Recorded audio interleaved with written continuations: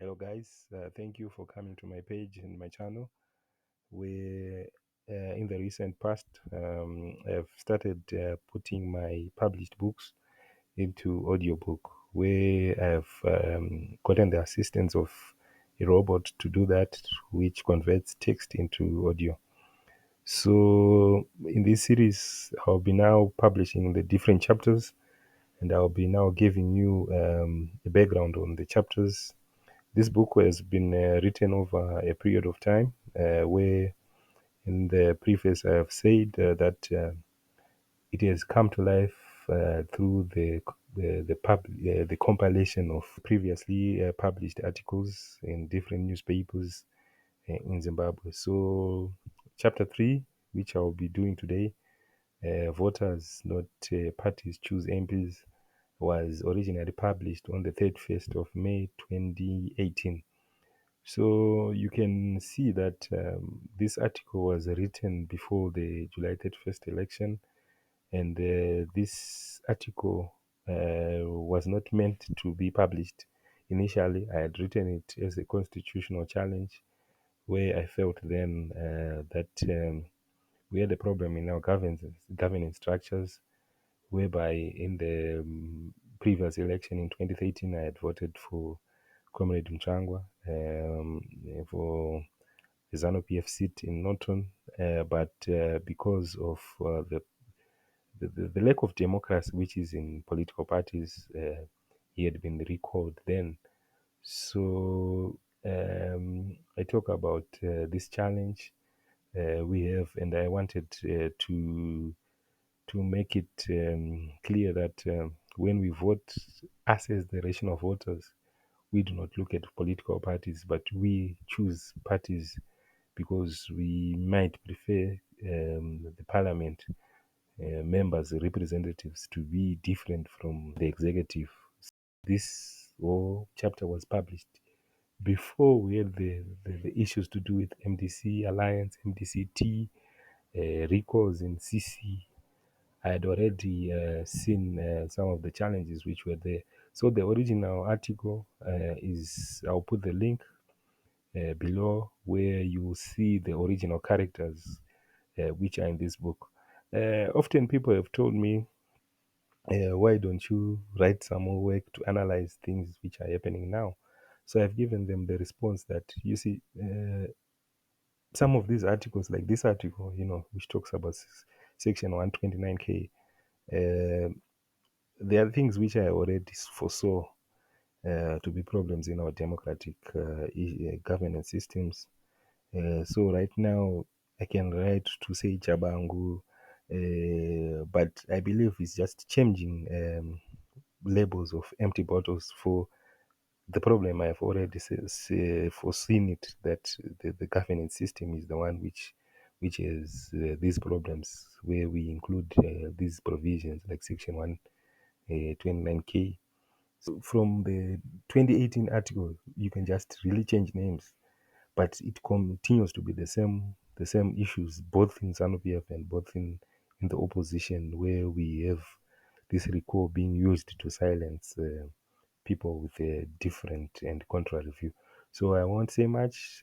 Please listen to the articles the robot read. There'll be more articles which I'll publish, and obviously I'll have a preface to those articles where I will explain the times where I wrote these articles, and the feelings which were there, and the events which were happening in the country. So please enjoy, subscribe, because I will be explaining some of these issues and why I written these articles. Thank you. Chapter 3. Voters not parties choose MPs. In the July 2013 harmonized elections, I voted under the Norton constituency in the Ward 10 Council. In the event of an election, the Zimbabwean constitution assures me the right of choice to elect any candidate, who I feel would best represent my interests in the different levels of government. In that case, the choice to elect a councillor, member of the National Assembly, and President of the Republic of Zimbabwe was offered to me. In the seat as member of the National Assembly, I voted for the Zanu PF candidate Christopher Mutsvagwa as I considered him as a vocal and accessible to represent my views in Parliament from his characteristics of being a fearless man who stands for what is right regardless of any political party position. In the seat for the President of the Republic I voted for the MDC candidate the late Comrade Mutsvagwa as I felt that he had the policies to re-engage the country with the international community in terms of trade, investments and access to finance on the international markets that I viewed as paramount for the economy of Zimbabwe at that time. I was happy that I was able to achieve the desired result for the National Assembly as CDE Mutsvagwa was elected, although I failed to achieve the desired result for the presidency. As I reflect on the time Mutsvagwa did serve as a member of the National Assembly on my behalf and also appointed to Cabinet as Foreign Affairs Deputy Minister, he represented my interests very well that were in line with my calculations when I voted for him to the Parliament. He even stood against the political party line to which he belonged to, like in the former First Lady Grace Mugabe's United States visa to the United Nations summit issue, which I felt represented my views too. This was my choice to consider the character and principles of the candidate who I wanted to put in office regardless of their political party allegiances. To some extent, I knew that no person could have defeated the former late President R. Mugabe in that election due to the provision I seek to have removed from our current constitution. In this constitutional application I feel that my constitutional right to make political choices freely that are assured by the Constitution under Section 67 Clause 1b. In the event of elections and the representation in Parliament by any candidate who I feel myself would best represent my interests in these houses are being infringed upon by another provision in the same Constitution Section 129 Clause K. This clause states that, if a member ceased to belong to the political party of which he or she was a member when elected to Parliament and the political party concerned, by written notice to the Speaker or the President of the Senate, as the case may be, has declared that the member has ceased to belong to it, the member will be recalled from Parliament by that party. This provision simply means that for whatever political difference my preferred choice has with his political establishment, that political establishment has the right to infringe upon my right to elect any candidate to Parliament by giving the political party this right to recall members from Parliament to which in this case that political party had no influence on my decision to elect Mutsvagwa. Members of Parliament are voted for by the people of a particular constituency under Section 117, who some like me don't belong to any political establishment, but are just simply rational voters who consider facts before voting for preferred candidates, not political parties. How then can a political party have the right to consider my choice as void? This is not in line with the rights assigned to me under my freedoms of association or dissociation in this Constitution. The political and democratic argument for the complete removal of Section 129 K from our Constitution starts from the principles of the state highlighted in Chapter 2, Section 8 of the Constitution, where it states, "The objectives of the chapter guide the state and all institutions and agencies of government at every level in formulating and implementing laws and policy decisions that will lead to the establishment, enhancement and promotion of a sustainable, just, free and democratic society in which people enjoy prosperous, happy and fulfilling lives." Politically, Section 129 K is a technical coup that has been used by these same political parties and their leaders to maintain a dictatorial stance to leadership, thereby affecting the principles to having sustainable, just, free and democratic institutions like the Parliament, which has a special role in ensuring good governance in our country. It is important to note that a few political parties, through top leaders at the time of drafting this constitution, were the only major players in getting it to life, although the majority of Zimbabweans just voted for it in the referendum.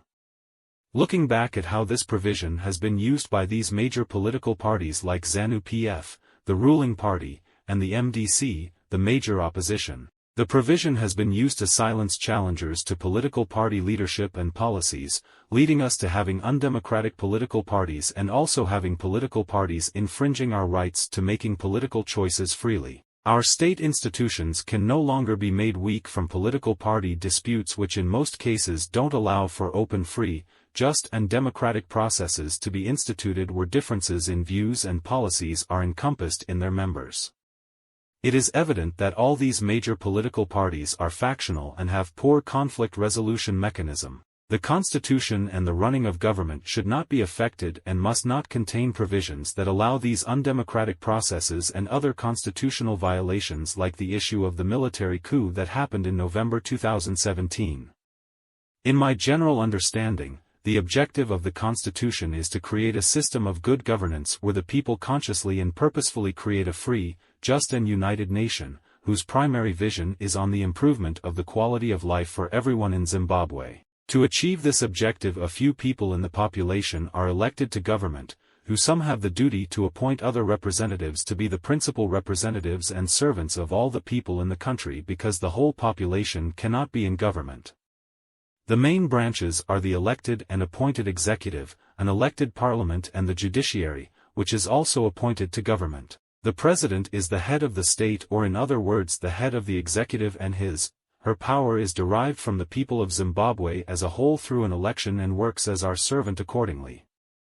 The president exercises her power through appointing a cabinet which is responsible for performing her program, that is in line with the nation objective of improving the quality of life for all Zimbabweans in a sustainable, just, free and democratic manner. She has the power to hire or fire any member of parliament and 5 other persons into or out of cabinet at any moment for the fulfillment of his agenda as she sees fit. The parliament is the other legislative arm of government that must derive its mandate from us the people, and I repeat, only from us the people.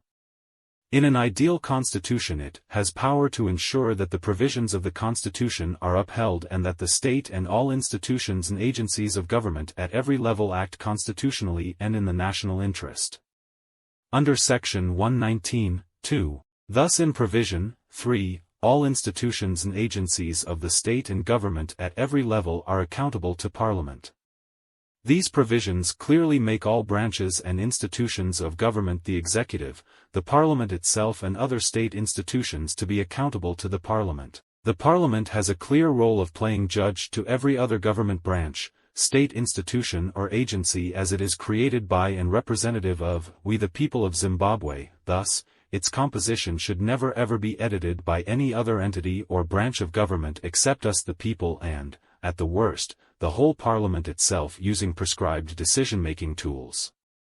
This is the ideal setup, which contains clear checks and balance for good governance and accountability that does not centralize power in one arm of government through special provisions in other areas of the Constitution. In the past and also predicatively in the immediate future, the President of Zimbabwe has and will be the leader of the political party, which has and will attain the majority of seats in both the House of National Assembly and the Senate, Parliament. As I have explained above, one of the most important functions of Parliament is to make the executive accountable. How then can Parliament fully make the executive accountable to it when the majority of its members are from the majority political party having this constitutional provision that acts as a gun on their heads? If Parliament members or councillors express a viewpoint different from the party leadership or try to make the executive accountable in Parliament, then fake charges of disloyalty followed by the recalls will be used against them, causing Parliament to fail in its oversight role. Another dangerous trend that is now developing in our political environment is the weaponization of the country's natural resources for the maintenance of political influence and control.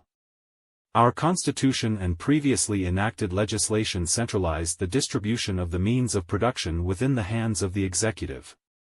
Resources such as agricultural land, mining licenses, exclusive prospecting licenses and decisions concerning provinces and local government issues all have to first gain approval from senior executive members. When the executive branch is from a different political party orientation from that which controls the local authority or provincial council, the approval of decisions made at these local community levels will be difficult to attain. Within the same political party orientation, if local authority or provincial council decisions are different from the political party leader's directives, then recalls are also applied using this provision. In a government-forming political party, if members attempt to put the executive or senior party leaders to account on patronage issues or fight for political party leadership, we also see the weaponization of the country's natural resources as agricultural land and mining claims are withdrawn from these members due to poor security of tenure laws in the country. At the beginning of 2020, we saw Zanu PF youth leaders in Comrade Senengani and Comrade Matutu making allegation on issues of corruption and patronage that implicated senior members of their political party. These two party members were swiftly suspended from their leadership positions with their allotted agricultural land leases withdrawn. The same goes for the former Zanu PF political commissar Comrade Xavier Kasukaware, former Politburo member Comrade Patrick Zuwawo and many others who were on the losing side of the party's leadership battle to the current leaders. Again, we also see the weaponization of agricultural land with farm leases being withdrawn from these former members. No wonder why the country's current leaders are moving slowly on the issue of ensuring full property rights on agricultural land. In the main opposition MDC Allance, we also see the expulsions of the Masvingo, Victoria Falls and Chegutu mayors. These council members were chosen by the people of those communities and were recalled for aligning with Zanu PF councillors on issues that would have advanced the interests of communities they represent. No wonder why now the opposition leader comments on the irrelevance of councillors and members of parliament, for most of the powers are concentrated towards top party officials and the executive branch of government under the current provisions. The use of this provision, Section 129(k), by former President Robert Mugabe ensured him ultimate power as leader of the republic and his political party Zanu PF. Anyone who had a different view on policy, leadership of the party and the happenings in Zanu PF would have rather kept silent or faced the axe. The only time we saw members from Zanu PF have different views from the executive being expressed in the parliament was when a greater constitutional violation happened. In November 2017, the National Army was deployed by a commander of the army and not the commander-in-chief of the defense forces for the settlement of internal party politics. This is the reason why in recent interviews in the national press, we see and hear Zanu PF members putting all the blame on Mugabe even for periods they were in these houses of parliament, or the executive just acting like lame ducks in the political system. In the Terence Mukup vs Tendai Biti interview, you clearly hear a Zanu PF member trying to distance himself from the destruction and degeneration that happened in the country, placing all the blame on Mugabe. Sections 129(k) allows for an unchecked executive. The other provision that says that the vice president serve at the pleasure of the president is equally distractive. We, the rational voters, know that unchecked political power is dangerous for anyone no matter her intention on attainment of political office. Absolute power absolutely corrupts anyone. In the exercise of our voting rights, we the rational voters vote for a candidate to parliament who is from one political party and then for the executive vote for the other political party. We are trying to create a check and balancing mechanism through our voting rights. The executive will be fully accountable to a parliament that is of another party. This current constitution assumes that when you vote for a candidate, you have voted for a particular political party, which is not the case. In conclusion, the issue to consider here is whether the provisions set in Section 129(k) are consistent with the values of this Constitution. Does this provision violate other sacred rights assured to other entities in the same Constitution? Below is the list of issues to consider. 1. Is the use of Section 129(k) in violation with a constituency's electorate's rights to make political choices freely? 2. Is the provision consistent with the objectives of the state, in ensuring that the state and all institutions and agencies of government at every level formulate laws and policy decisions that lead to the establishment, enhancement and promotion of a sustainable, just, free and democratic society? 3. Does the use of this provision aid or hinder the Parliament's role of making the executive accountable to it? 4. To what extent does this provision lead to the violation of other more sacred constitutional provision like Section 213?